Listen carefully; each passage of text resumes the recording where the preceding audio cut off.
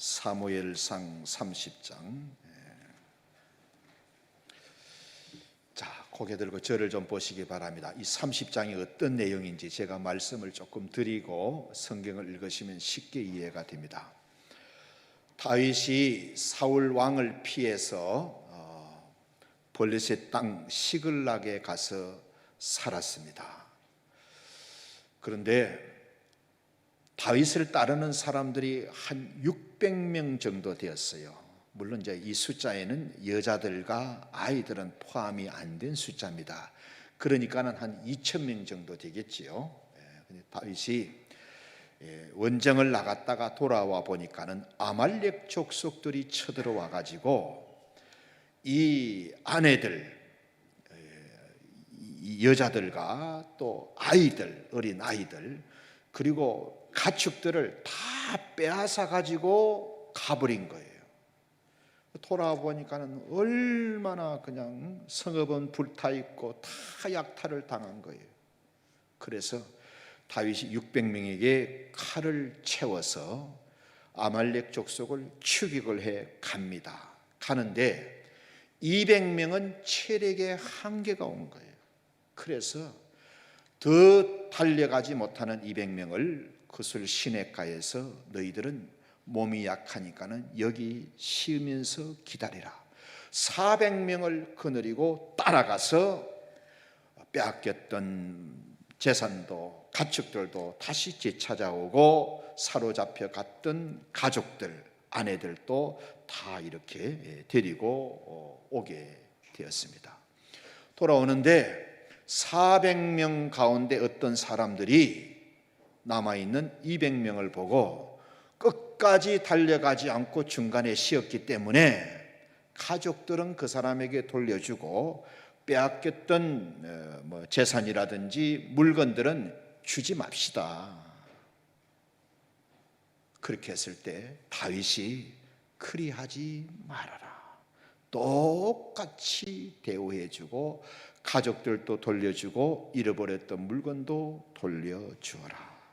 하나님이 이 말씀을 통해서 약한 자를 어떻게 우리가 대하고 배려해야 하는지를 가르쳐주는 말씀입니다. 1절부터 10절까지 한 절씩 교독합니다.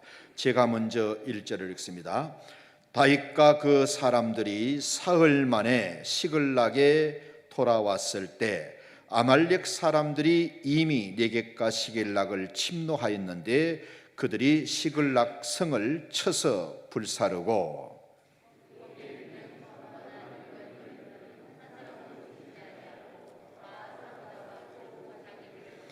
다윗과 그의 사람들이 성읍에 이르러 본즉 성읍은 불탔고 자기들의 아내와 자녀들은 사로잡혀 갔는지라.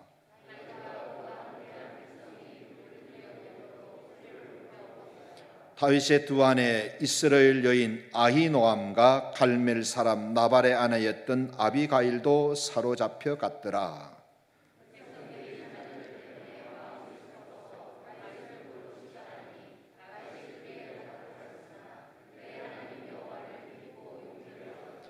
다윗이 아히멜렉의 아들 제사장 아비아달에게 이르되 원하건대 에봇을 내게로 가져오라. 아비아달이 에봇을 다윗에게로 가져가매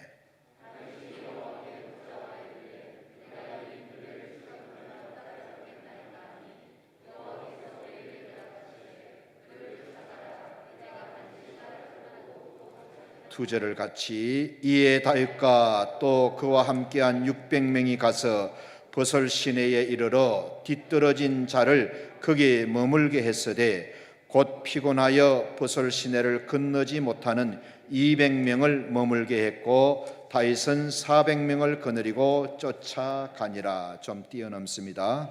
21절부터 25절까지 21절 제가 읽습니다. 다윗이 전에 피곤하여 능히 자기를 따르지 못하므로 버설 시내에 머물게 했던 200명에게 오매 그들이 다윗과 그와 함께한 백성을 영접하러 나오는지라. 다윗이 그 백성에게 이르러 문안하매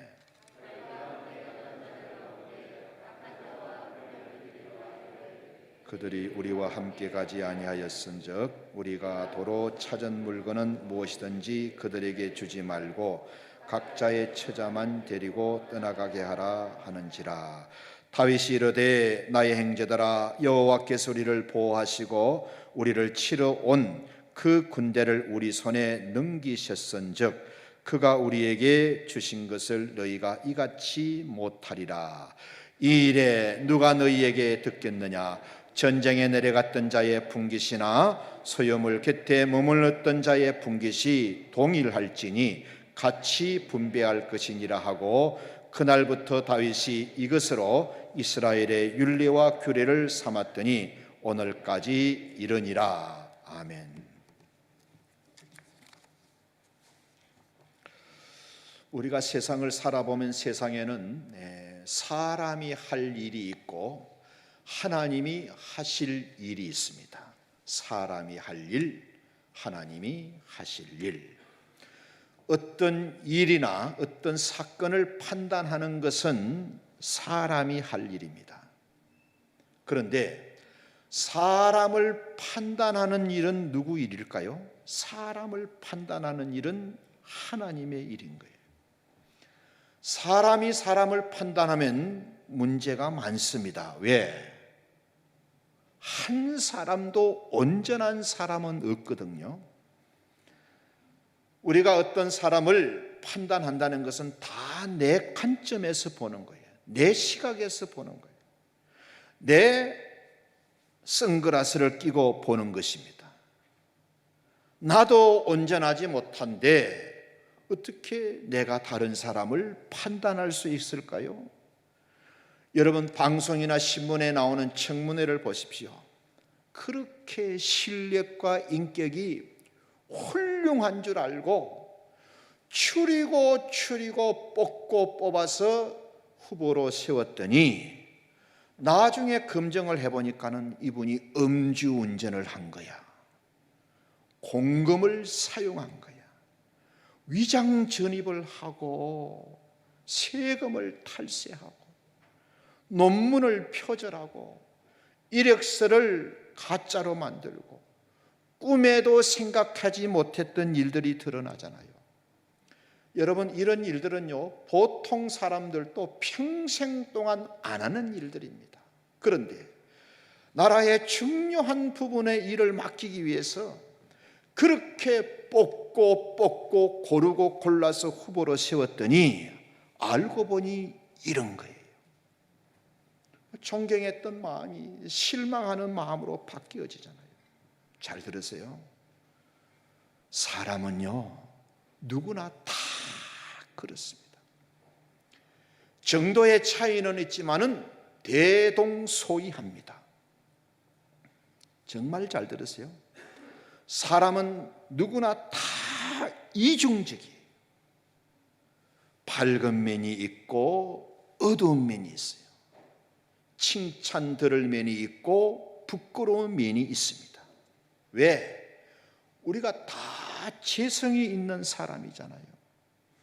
마음에는 완전하기를 원하지만은 그렇지 못한 삶을 살아가잖아요. 겉과 속이 다 달라요. 다 자기 중심적입니다. 다 이기적인 거예요. 청문회에 후보자를 세워놓고 질문하고 따지는 사람들은 안 그럴까요? 좀 덜 그럴까요? 그 사람들은요 후보조차도 될 수 없는 사람이에요. 후보도 안 되는 사람들인 거예요. 그러니 그 인격과 삶이 어떻겠어요? 몇 배는 더 형편없는 사람들일 겁니다. 그런데도 때는 이때다 하고 자기는 안 그런 것처럼 몰아붙이고 모욕을 주고 야단을 치고 자기를 모르는 거예요. 똥 묻은 개가 개 묻은 개나무라는 식인 거예요. 이럴 때 이제 민도가 안 되고 수준이 안 되는 국민들은 어떻게 생각하느냐? 그 따지고 비판하고 몰아세우는 사람을 보고 야 훌륭하다, 똑똑하다, 참 대단하다 저런 사람이 장관을 했으면 좋겠다. 그래서 비난하고 욕하고 닦아세우는 사람을 영웅 취급합니다. 후보조차도 안 되는 사람을 영웅 취급합니다. 그래서 우리 사회는 똥 싼 놈이 방귀 낀 사람을 욕하는 사회예요. 방귀보다 똥은 훨씬 더 냄새가 지독합니다. 자기에게 더 악한 냄새가 나는 걸 모르는 거예요. 내가 남을 욕하고 비난하면 내가 의로워지고 깨끗해지는 줄 압니다. 자, 성경을 보세요. 성경을. 하나님은 우리에게 어떻게 말씀하시느냐? 성경 어디를 봐도 비난하고 욕하라는 말씀은 없어요. 그런데 우리 사회는 어떻습니까? 비난하고 욕하는 것이 일상이 되었어요. 환경이 되어 있고 문화가 되어 있고 분위기가 되어 있습니다. 성경은 따뜻하게 품으라고 말하는 거예요. 그런 일을 볼 때마다 너 자신을 돌아보는 기회로 삼아라. 나는 어떤 사람인가? 응? 하나님이 우리를 보신다는 거예요. 그러는 너는 어떤 사람인데? 그런 말을 하는 너는 어떤 인간인데? 남을 비난하는 사람은요, 두 가지 착각을 합니다. 하나는 자기는 좀 괜찮다고 생각해요. 물론 뭐 내가 완전하지는 않지만은 약간의 잘못은 있지만은 그리 심각하지는 않다고 생각합니다. 또 하나 착각은 나는 앞으로 얼마든지 저런 일을 저지르지 않을 수 있다고 생각합니다. 나는 달라. 나는 안 그럴 거야. 나는 안 그럴 수 있어. 자기를 모르는 사람인 거예요. 자기를 모르는 사람. 여러분, 우리가 인생을 좀 살아봐 살잖아요. 천하에 믿을 수 없는 게 뭡니까? 내 마음입니다.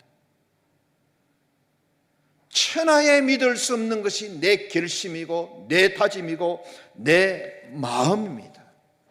그래서 우리 선배들이 그런 말을 했잖아요. 조령목에다. 아침에 생각하고 저녁 생각이 다른 거예요. 화장실에 갈 때 마음하고 나올 때 마음이 달라지는 거예요. 천하에 믿을 수 없는 것이 내 마음이고 내 다짐이고 결심입니다. 그런데 남을 비난하는 사람들은 내가 뭐 참 완전하지는 않지만은 내가 그렇게 뭐 썩 나쁘지는 않다. 나는 괜찮은 편이다. 착각을 합니다. 그리고 저 사람이 지은 죄 나는 저런 죄를 평생 짓지 않을 수가 있다. 자기 마음을 믿습니다. 스스로 속는 거지요. 누가복음 18장에 보면 바리새인과 세리가 기도하는 내용이 나옵니다. 바리새인과 세리가 한번 볼까요? 시작. 바리새인은 서서 따로 기도하여 이르되 하나님이여 나는 다른 사람들 곧 토색, 불의, 간음하는 자들과 같지 아니하고 이 세리와도 같지 아니함을 감사합니다. 나는 일일에 2번씩 금식하고 소득의 11조를 드립니다. 여기 토색이라는 말은 우리가 많이 쓰는 말은 아닌데 권력의 힘으로 남의 것을 빼앗는 것을 토색이라고 말합니다. 바리새인은 어떻게 기도했느냐? 자기 기준을 가지고 남을 판단을 하면서 기도합니다. 하나님, 저 사람은 토색한 사람이고 불의한 사람이고 간음한 사람입니다. 저 사람은 털려먹은 사람이고 저 사람은 안 됩니다. 나는 저 사람하고 다릅니다. 나는 저 사람보다 훨씬 좋은 사람입니다. 저 사람은 날 따라오려면 아직 멀었습니다. 이렇게 기도를 하는 거예요. 예수님이 뭐라고 말씀하셨느냐? 하나님이 바리새인의 기도는 듣지 않으셨다. 바리새인의 기도에 대해서는 길을 막아버리셨다. 바리새인의 기도는 듣기 싫어하셨다. 여러분, 우리가 어떤 기도하는 사람이 되어야 되겠어요? 내가 기도하면 하나님이 들어주시는 그런 기도자가 되어야 돼요. 내가 기도하는데 하나님이 귀를 막아버리시고 듣기 싫어하시는 그런 기도자가 되면 안 됩니다. 우리가 교만한 마음을 가지고 기도하고, 남보다 우월한 마음을 가지고 기도하고, 다른 사람의 허물을 지적하면서 기도하고, 이런 기도에 대해서는 하나님이 귀를 막아버리시고 듣지 아니하신답니다. 우리가 남을 비난하고 판단합니다마는 솔직히는 어떻습니까? 나도 똑같다는 것을 다 알잖아요. 다른 사람의 실수를 보고, 다른 사람의 허물을 보고 그걸 입에 올리고 열을 내면 안 됩니다. 나를 돌아보는 기로서는, 저런 허물이 우리 부모님한테도 있지,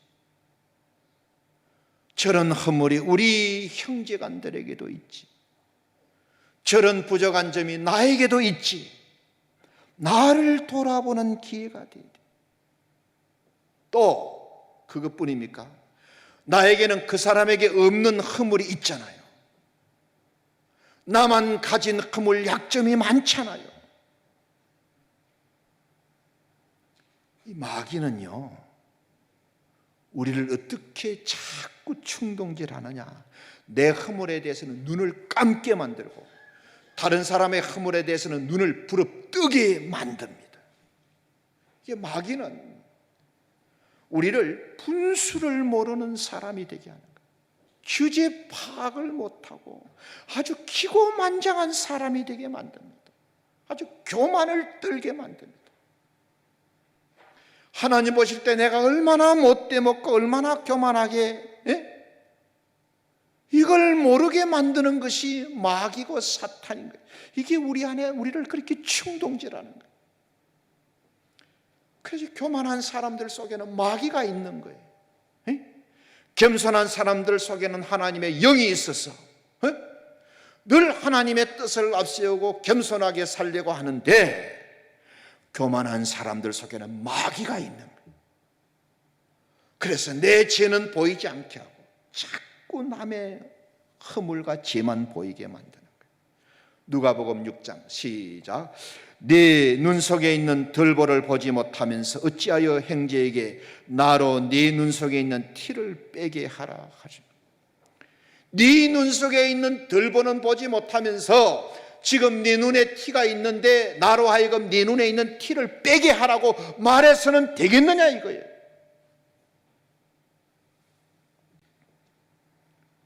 남을 비난하고 싶을 때, 남을 욕하고 싶을 때 나 자신을 돌아보는 마음을 가지라. 뭐가 지혜냐? 남의 문제는 너그럽게 넘어가는 것이 지혜이고, 나 자신의 문제에는 냉철한 것이 지혜인 거예요. 이 사람이 하나님 앞에서 지혜로운 사람이고 은혜를 입을 사람이에요. 우리가 말씀을 모르면요, 사람이 기고만장해집니다. 부끄러움을 모르는 사람이 되고요, 주제를 모르는 사람이 됩니다. 여러분, 자, 고개 들고 저를 보세요. 내 눈에 제일 안 보이는 게 뭔지 아세요?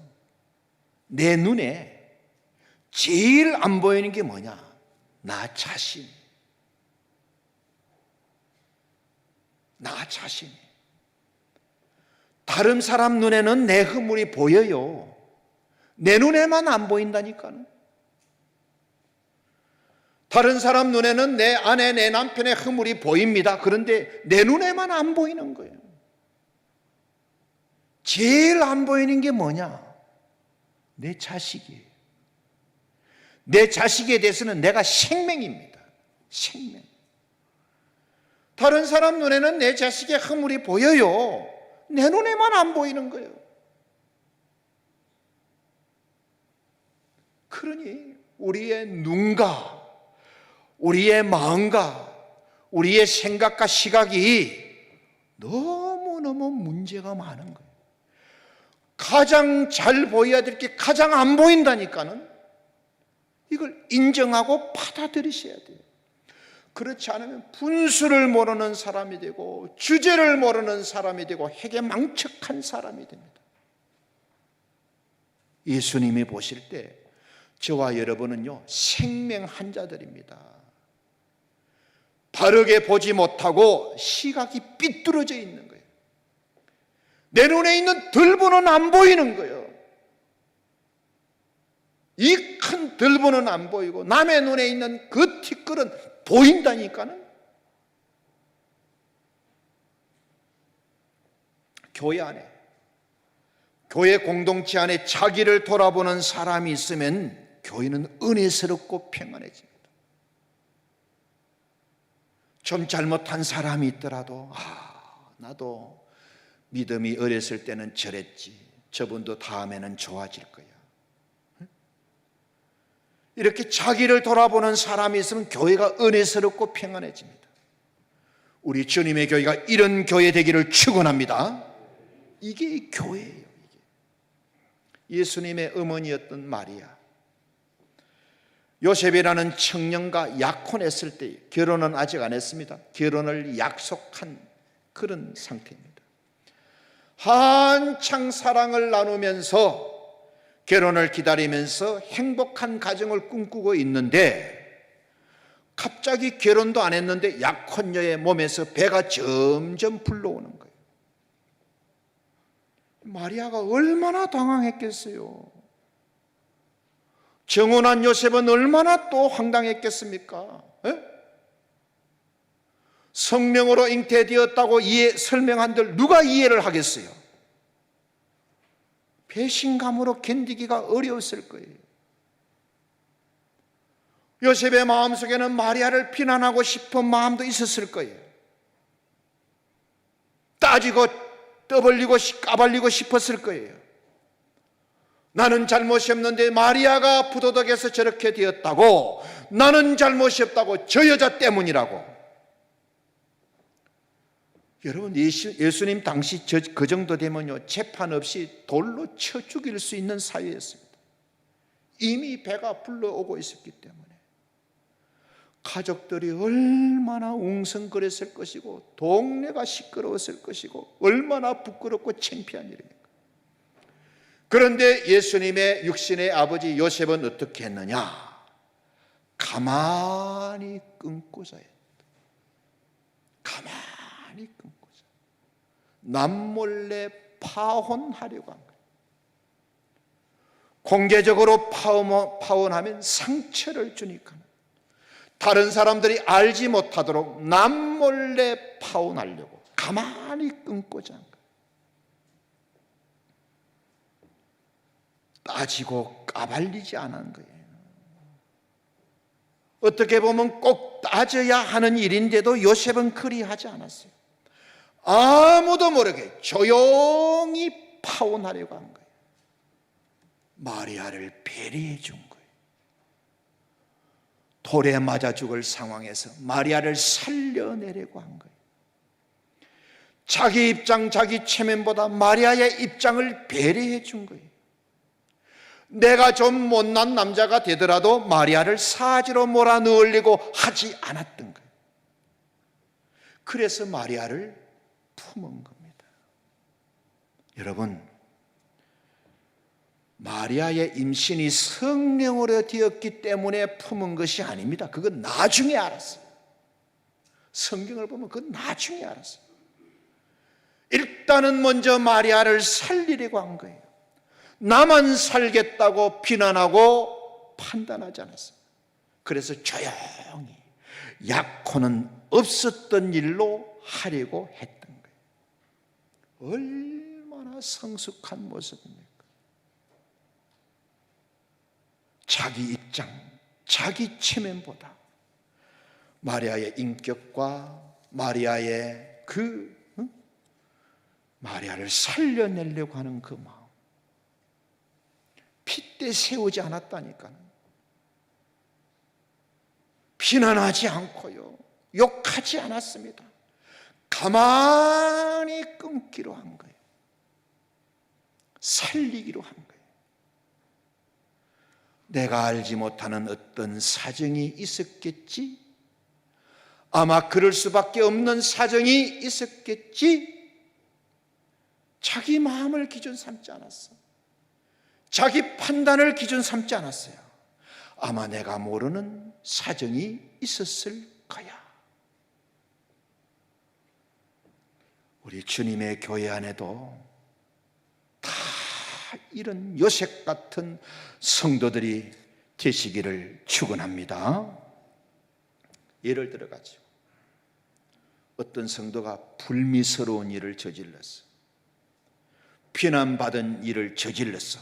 그런 말이 막 이리 교회 안에 들릴 때 어떻게 해야 되느냐? 행동 지침을 말씀드릴게요. 고개 들고 저를 보세요. 어떤 A라는 성도가 이건 누가 들어도 이건 참 불미스러운 일이라. 누가 들어도 이건 정말로 좀 욕을 얻어먹을 일이고 비난받을 일이라. 이런 이야기가 내 귀에까지 들렸어. 어떻게 해야 되느냐? 첫째, 저 성도가 그런 일을 해서 욕을 먹고 있구나. 그런 일을 해서 욕을 먹고 있구나. 두 번째, 저 성도에게는 남이 알지 못하는 어떤 사정이 있었겠지.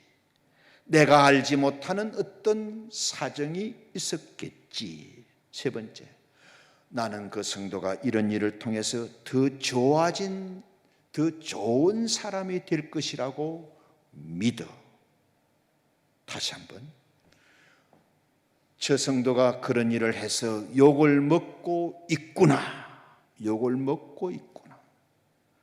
내가 알지 못하는 어떤 사정이 있었겠지. 나는 저 성도가 그 일을 통해서 좋은 성도가 될 것이라고 믿어. 구나. 겠지. 믿어. 이게 다른 사람의 허물을 대하는 세 가지 원칙입니다. 남편이든 자식이든 이웃이든 이렇게 대해야 돼요. 욕을 먹고 있구나. 어떤 사정이 있었겠지. 나는 그분이 더 좋은 사람 될 것이라고 믿어. 구나. 겠지. 믿어. 또 한 가지, 하나님 앞에서 나보다 더 기도하는 사람에 대해서는 철저하게 입을 다무세요. 나보다 더 헌신하고 나보다 더 봉사하는 사람에 대해서는 철두철미 입을 다무세요. 여러분, 본받아야 할 사람을 비난하는 사람에게는 가망이 없습니다. 본받고 따라가야 될 사람을 비난하는 사람에게는 가망이 없어요. 여러분, 사람이 짐승과 뭐가 다른 줄 아세요? 먹고 사는 것은 똑같습니다. 잠자는 것은 똑같습니다. 에? 짐승은 부끄러움을 몰라요. 사람은 부끄러움을 아는 거예요. 사람은 부끄러움을 알아야 돼요. 어떤 교육학자는 교육의 목적이 뭐냐? 부끄러움을 알게 하는 것이다. 사람은 태어났다고 인간이 되는 거 아니에요. 태어나서 교육을 통하여 가르침을 받고 다듬어져서 부끄러움을 알아야 돼요.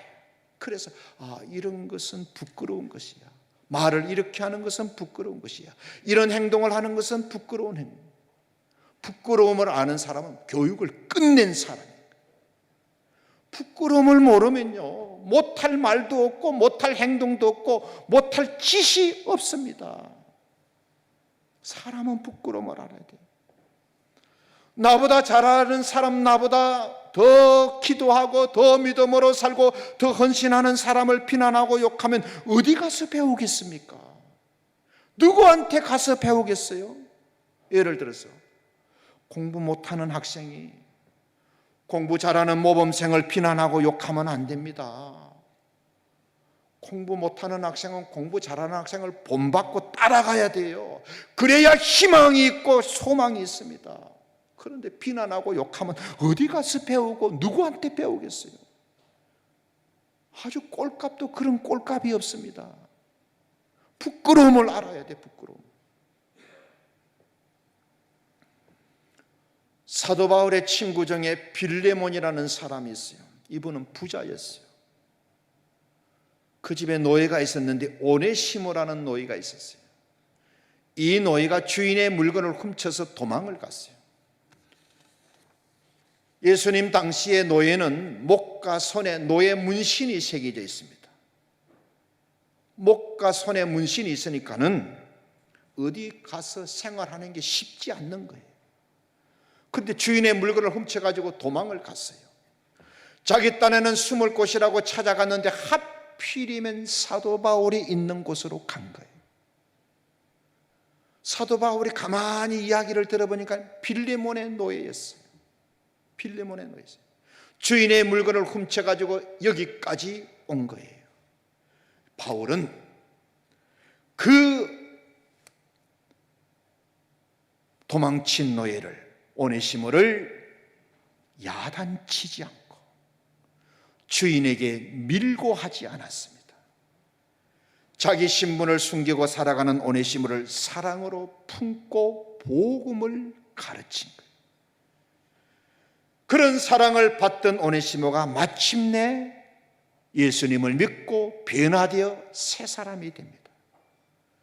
도망친 노예를 사랑으로 품었더니 용서를 구할 수 있는 진실한 사람으로 바뀌어진 거예요.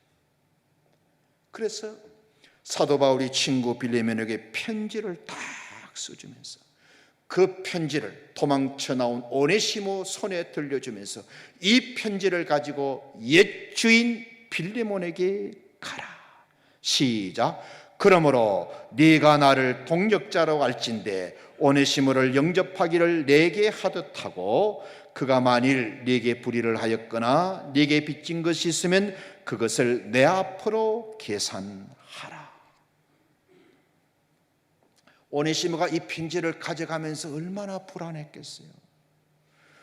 주인 얼굴 보기가 얼마나 부끄럽고 힘들었겠어요. 그런데 복음을 듣고 정직한 사람이 되어서 죄를 지었다면 벌을 받는 것은 마땅하다. 피하지 않고 빌레몬에게 갔습니다. 그런데 오네시모의 손에서 편지를 받아본 빌레몬은 오네시모를 바울의 부탁대로 받아줍니다. 사랑으로 품어준 거예요. 종으로 대하지 않고 친구로 받아준 거예요. 이 품음이, 이 사랑이 오네시모를 위대한 사람으로 만듭니다. 위대한 사람으로 만든 거예요. 초대교회 전성에 의하면 위대한 하나님의 종으로 헌신했다는 기록이 있습니다.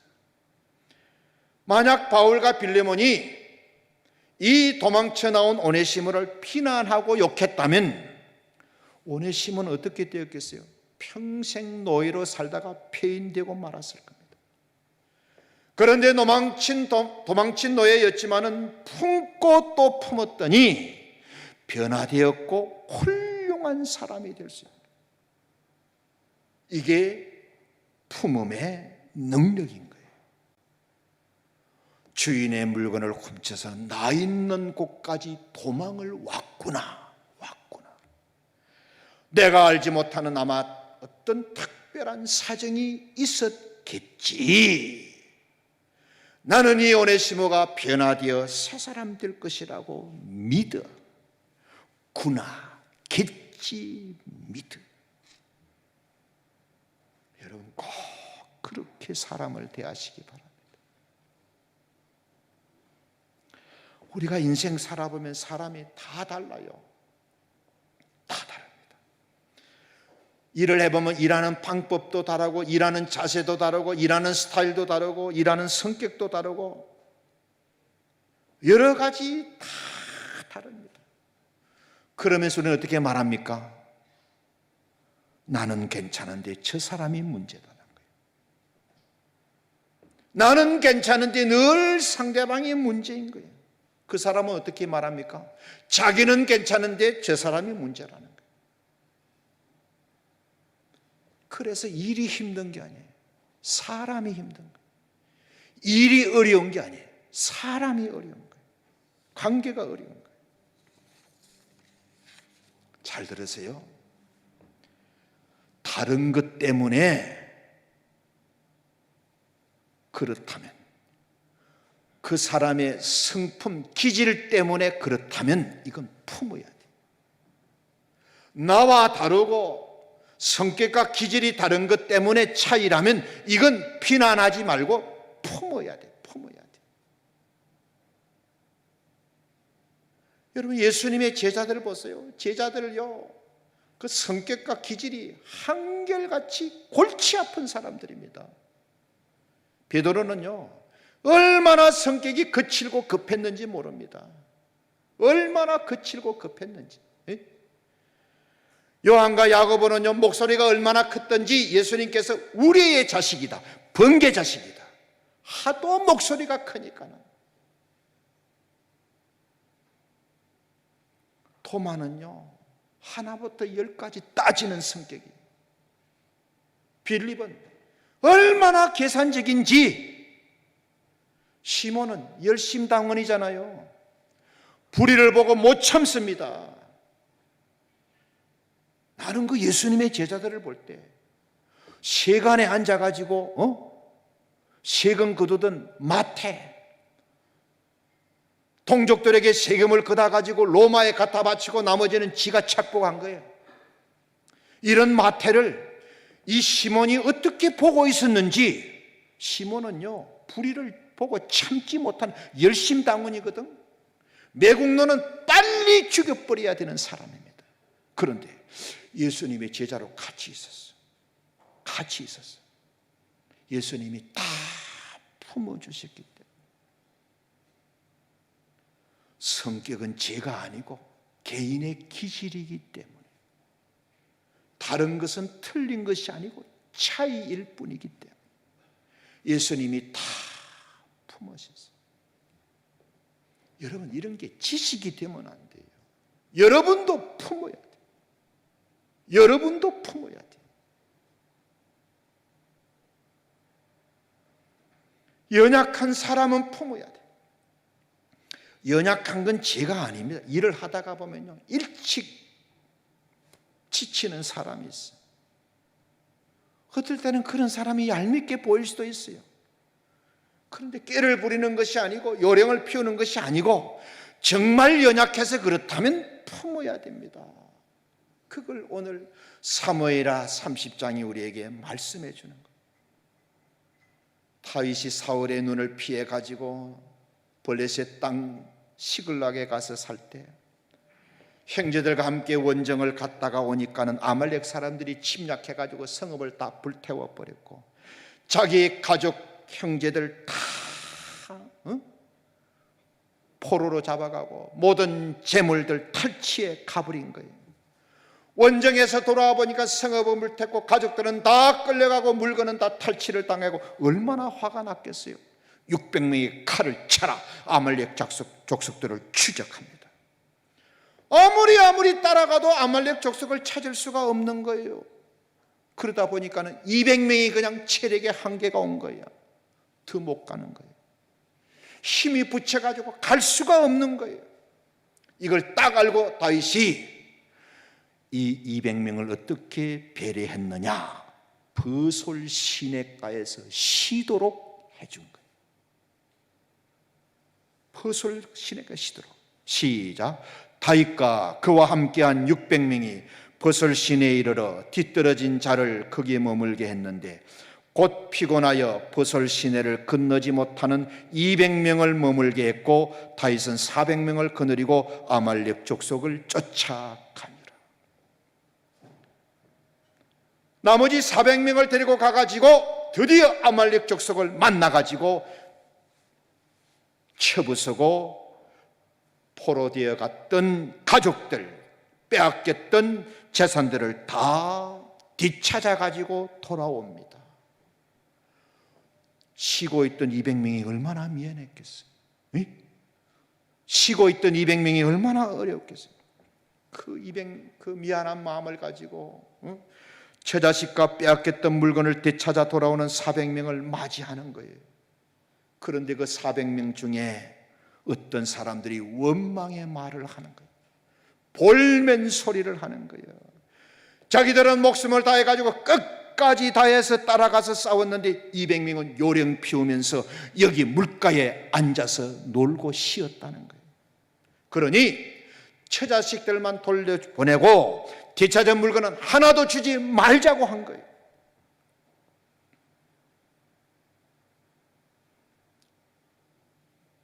그 소리를 들은 200명이 그렇지 않아도 미안한데 그런 말을 들으니까는 쥐구멍이라도 들어가고 싶지 않겠어요? 정말 힘에 붙여가지고 따라가지 못했는데 꾀를 부렸다 그러고 요령을 피웠다 그러니까 얼마나 속이 상하겠어요. 그런데 다윗은 어떻게 했느냐? 쉬고 있었던 사람들을 나무라지 말아라. 그 사람들도 끝까지 아말렉을 쫓아가서 싸운 사람들과 똑같이 대우해줘라. 200명이 얼마나 감동을 받았겠어요. 우리도 연약한 자를 이렇게 대우하라는 하나님의 가르치심. 그런데 성경 22절을 보세요.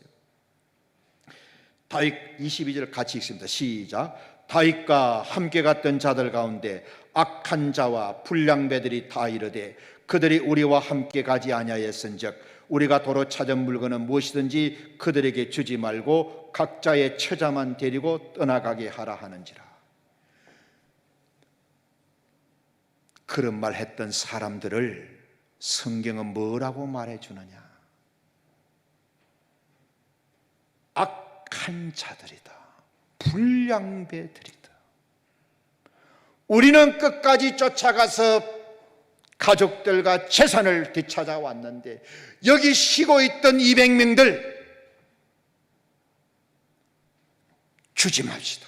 가족들만 돌려보내고 빼앗겼던 물건은 주지 맙시다. 그렇게 매몰차게 했던 사람들을 성경은 악한 자와 불량배들이라고 기록해 주는 거예요. 여러분, 우리가 하나님 앞에서 악한 자라는 말을 들으면 안 돼요. 하나님 앞에서 불량배라는 말을 들으면 안 돼요. 밥을 먹고 살면서 그런 말을 들으면 되겠습니까? 한번 생각해 보세요. 다른 사람들보다 더 뛰고 달릴 수 있는 건강한 체력을 가진 것 얼마나 감사한 일입니까? 얼마나 감사한 일.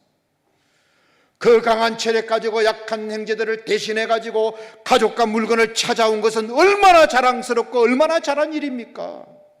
체력이 약했으면요 가고 싶어도 못 갑니다. 그런데 200명에게는 가족들만 돌려보내고 빼앗겼던 물건은 주지 말자 하니까는 하나님이 딱 보시고 이 악한 놈들아, 이 불량배 같은 놈들아. 그런데 다윗은 알았어. 200명이 요령을 피운 것도 아니고 잔머리 굴린 것도 아니라는 걸 알았네. 끝까지 달려가서 싸우고 싶었지만은 타고난 체력이 안 된다는 걸 알았던 거예요. 그래서 200명을 다윗은 나무라지 않습니다. 야단치지 않습니다. 쉬게 해줍니다. 똑같이 대우해 줍니다. 역시 다윗이잖아요. 얼마나 하나님이 다윗을 보실 때 기쁘시겠어요. 어찌 네 마음은 내 마음하고 똑같냐? 어찌 마음 씀씀이가 나와 똑같냐? 성경에서 가장 위대하게 품었던 사람은 요셉. 어린 자기를, 심부름 온 자기를 미워해가지고 팔아먹었던 형님들에게 절대 이를 갈지 않습니다. 복수하지 않습니다. 사랑으로 품습니다. 자기에게 온갖 더러운 누명을 뒤집어 씌워가지고 살아서는 나올 수 없는 감옥에 쳐넣어서 개고생을 하게 만들었던 보디발과 그의 아내를 손보지 않습니다. 당장 보디발과 아내를 잡아다가 내 앞에 대령해라, 이렇게 안 합니다. 안 합니다. 자기를 팔아먹은 형님들을 성경 어디를 봐도 이를 갈거나 복수의 칼을 갈지 않았어요. 이유는 하나님이 뭘 원하시는지를 알았기 때문에. 나를 노예에서 애굽의 총리로, 나를 종되었던 자리에서 전 애굽 민족을 다스리는 총리의 자리로 하나님이 세워주셨는데, 하나님이 나에게 뭘 원하시는지를 알았기 때문에 하나님이 주신 은혜를 보복의 수단으로 사용하지 않았어요.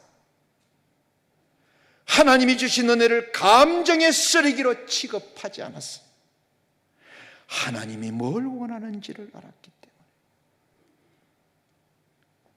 지금도 그렇습니다마는 그 애굽 구약 시대에는 충분히 복수할 수 있고 얼마든지 손볼 수 있었지만은 요셉은 그리하지 않았어요. 가슴으로 품었던 거예요. 총리의 힘을 그런 데 쓰라고 주신 것이 아님을 알았기 때문에 사람을 살리는 데 쓰라고, 사람을 사랑하고 품는 데 쓰라고, 하나님이 원하시는 일에 쓰라고, 하나님의 영광을 위해서 쓰라고.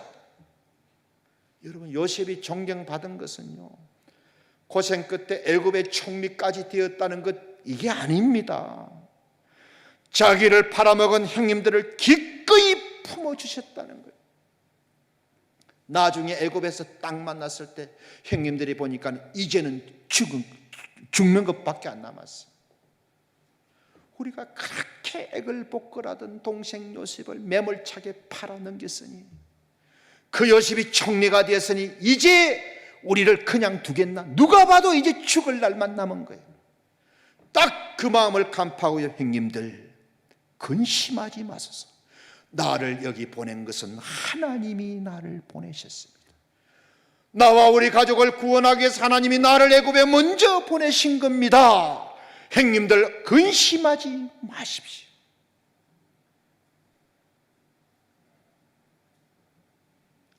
우리를 가장 많이 품어주신 분은 예수님.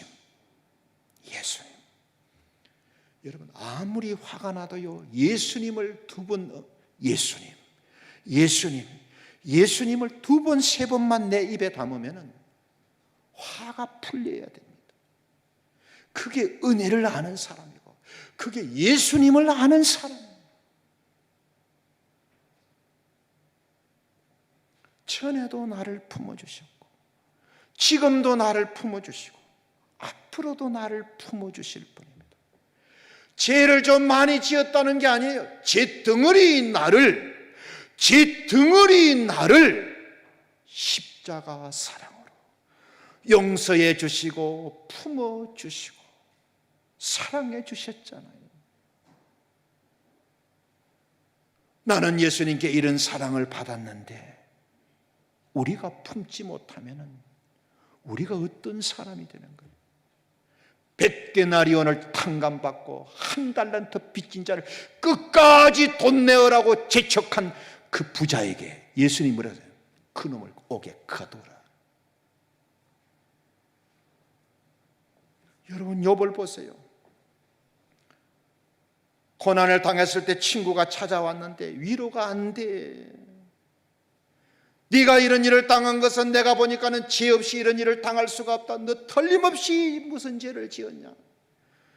위로하러 와가지고 말이에요, 오히려 죄인으로 몰아붙이면서 마음에 고통을 준 친구들, 이들을 품고 중보기도 했을 때, 욥의 고난이 언제 끝났느냐? 그런 친구들을 품고 기도해 주었을 때 하나님이 그 기도를 들으시고 욥을 갑절로 회복해 주신 거예요. 품고 기도했을 때. 시작. 욥이 친구들을 위하여 기도할 때 여호와께서 욥의 공경을 돌이키시고 여호와께서 욥에게 이전 모든 소유보다 갑절이라 주신지라. 여호와께서 욥의 말년에 욥에게 처음보다 더 복을 주시니. 연약한 사람들, 허물진 사람들, 비난받는 사람들을 향하여 우리가 어떻게 살아야 되느냐?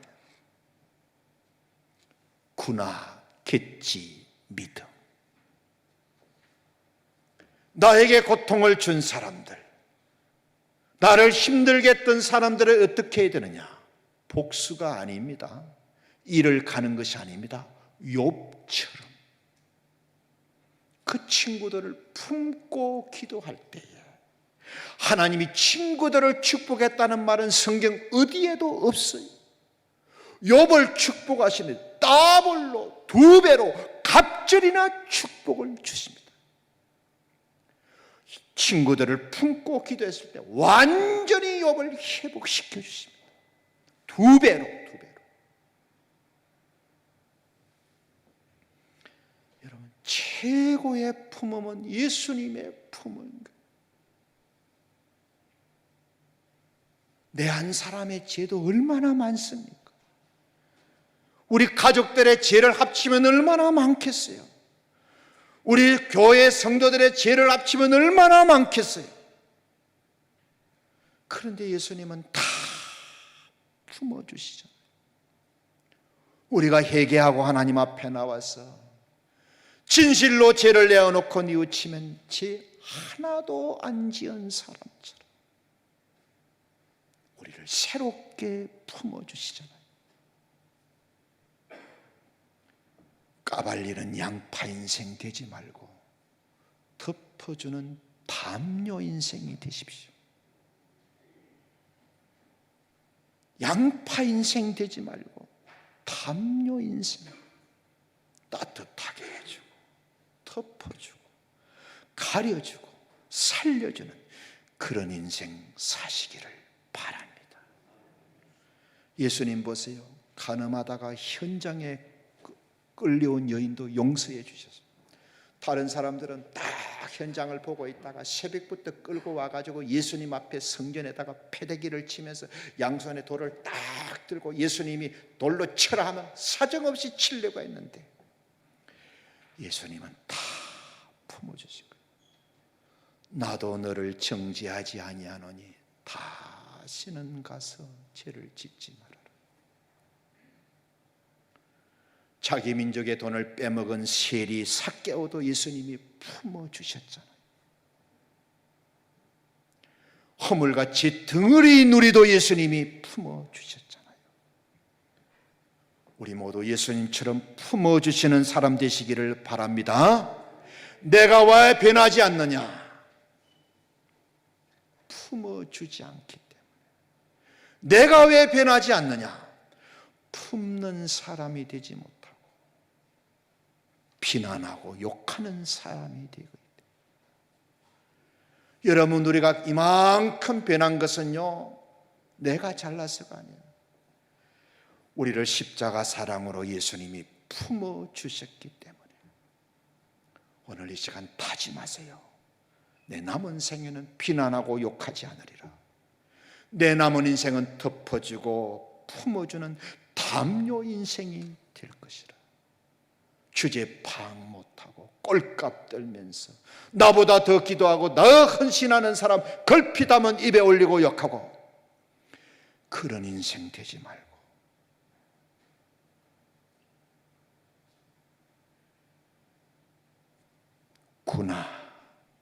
구나겠지 믿어 이런 인생으로 살아가시기를 바랍니다.